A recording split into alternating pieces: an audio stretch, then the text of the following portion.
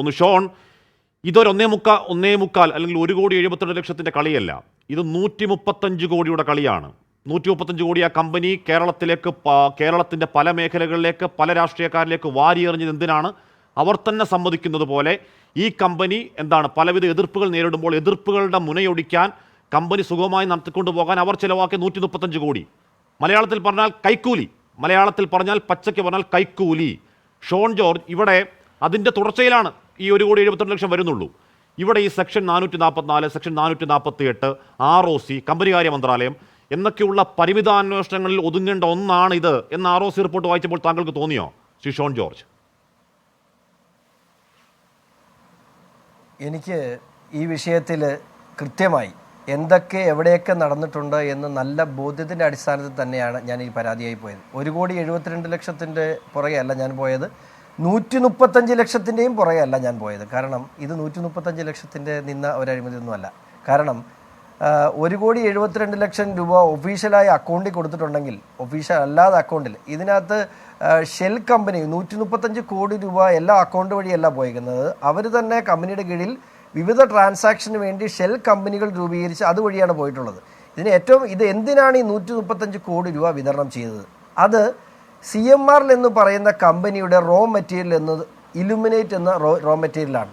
ആ ഇലുമിനേറ്റ് സുലഭമായി കേരള തീരത്ത് അവൈലബിളായ, അതായത് തോട്ടപ്പള്ളി സ്പിൽവേ മുതൽ ആ മേഖലയിൽ ഉൾപ്പെടെ ആ ആലപ്പുഴ പ്രദേശത്തെ മുഴുവൻ കടലോര മേഖലയിലും അവൈലബിളായ ഇലുമിനേറ്റ്, അത് PSU വഴി അല്ലാതെ മാത്രം നടത്താൻ പാടില്ല എന്ന് കേന്ദ്ര സർക്കാർ ഓർഡർ നിലനിൽക്കുമ്പോൾ തന്നെ അതിനെ മറികടന്നുകൊണ്ട് സംസ്ഥാന സർക്കാരിൻ്റെ ഒത്താശയോടുകൂടി 40,000 കോടി രൂപയുടെ ഇലുമിനേറ്റ് കേരള തീരത്ത് നിന്നും കടത്തിന് പ്രതിഫലം 135 കോടി രൂപ ആണെന്ന് ഞാൻ വിശ്വസിക്കുന്നില്ല. അതിലെത്രയോ വലുതാണ്. ഇവിടെ പല ഘട്ടങ്ങളിലായിട്ടാണ് ഇതിൻ്റെ ക്രൈംസ് എന്നുള്ളത്. ഒന്ന്, സെക്ഷൻ 455 അനുസരിച്ച് കമ്പനി ഡോർമെൻ്റ് ആക്കാൻ കൊടുത്ത ആ എൻ്റെ പരാതിയിലെ ഒരു ഭാഗം മാത്രമാണ് ഇന്ന് നമ്മൾ ചർച്ച ചെയ്യുന്നത്. അതിന് വിവിധ ഘടകങ്ങളുണ്ട്. സെക്ഷൻ 447, 448, 449 അനുസരിച്ച് ഇത് കോർപ്പറേറ്റ് ഫ്രോഡിൽ 10 ലക്ഷം രൂപയ്ക്ക് മുകളിലുള്ളൊരു കോർപ്പറേറ്റ് ഫ്രോഡ് നടന്നാൽ അത് അന്വേഷിക്കാൻ വേണ്ടി 2013 കമ്പനീസ് ആക്ടിൽ കോൺസ്റ്റിറ്റ്യൂട്ട് ചെയ്ത ഏജൻസിയാണ് SFIO.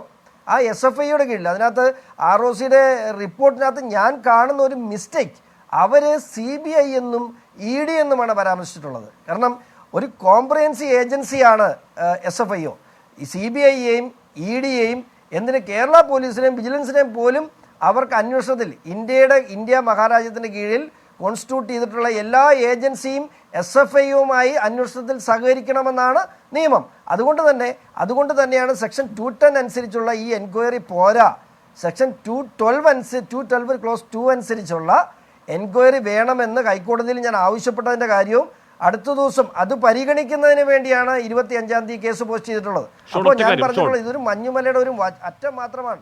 ഷോൺ, ഇവിടെ മുഖ്യമന്ത്രിയുടെ മകളുടെ കമ്പനിയുടെ കാര്യത്തിലേക്ക് വന്നാൽ, മുഖ്യമന്ത്രിയുടെ principal chief commissioner of income tax Kochi നടത്തിയ റെയ്ഡിലും അവരുടെ അന്വേഷണ റിപ്പോർട്ടിലും കൃത്യമായി എക്സാലോജിക്കിൽ നിന്നും ഈ തിരിമറി നടന്നിട്ടുണ്ടെന്നുള്ള റിപ്പോർട്ട് ഉണ്ടെന്ന അടിസ്ഥാനത്തിൽ മാത്രമാണ് ഇത് ഡോർമെൻ്റ് ആക്കാൻ അപേക്ഷ കൊടുത്തിട്ടുള്ളത്.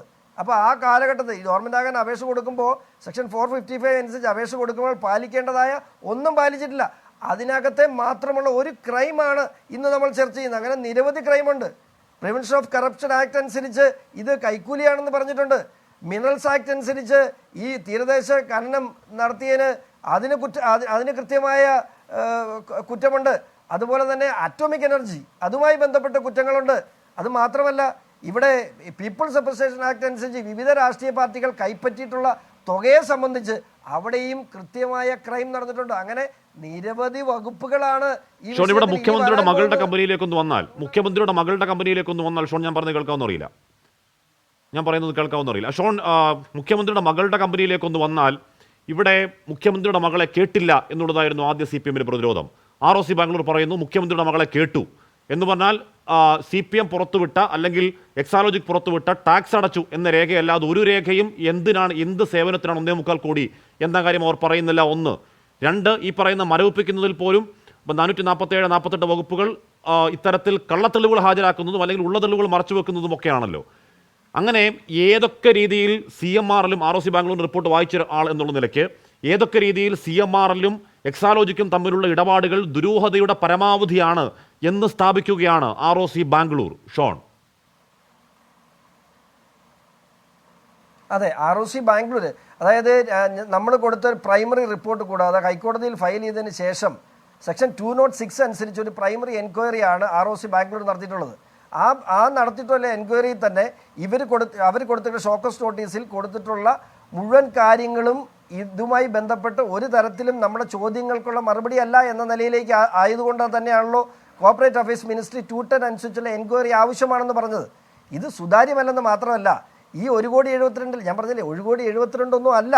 പക്ഷേ ഈ 1,72,00,000-നും കൃത്യമായി ഞാൻ ഒരു പച്ചമലയാളത്തിൽ എന്ത് ഉപദേശമാണ് ഒരു ഒരു ഒരു ഒരു ഒരു ഇൻഡസ്ട്രിയൽ രംഗത്ത് നിൽക്കുന്ന, അതും ഇലുമിനേറ്റ് പ്രോസസ്സ് ചെയ്യുന്ന ഒരു കമ്പനി എന്ത് ഉപദേശമാണ് വീണ വിജയനിൽ നിന്നും കൈപ്പറ്റുന്നത്? ഇത് അരിയാഹാരം കഴിക്കുന്ന ആളുകൾക്ക് ഇത് കേട്ടാൽ മനസ്സിലായില്ല. എന്ത് ഉപദേശമാണ് വീണ വിജയനിൽ നിന്നും കൈപ്പറ്റാനുള്ളത്? ഇത് മാത്രമല്ല, എക്സാലോജി കമ്പനിക്ക് വിദേശ ഓപ്പറേഷൻസ് ഉണ്ട്, എക്സാലോജി കമ്പനിക്ക് UAE അക്കൗണ്ടുകളുണ്ട്. ഇതൊന്നും ഷോൺ ജോർജിൻ്റെ പരിധിയിൽ നിന്നുകൊണ്ട് അന്വേഷിക്കാൻ പറ്റുന്ന കാര്യങ്ങളല്ല. അത് SFIA പോലെയുള്ള വിദേശ രാജ്യങ്ങളിൽ നിന്ന് ഉൾപ്പെടെ ഇതിൻ്റെ ഡീറ്റെയിൽസ് എടുക്കാൻ കഴിയുന്ന ശക്തമായ ഏജൻസികൾ ഉണ്ടെങ്കിൽ മാത്രമേ ഇത് നടക്കുള്ളൂ. ശരി.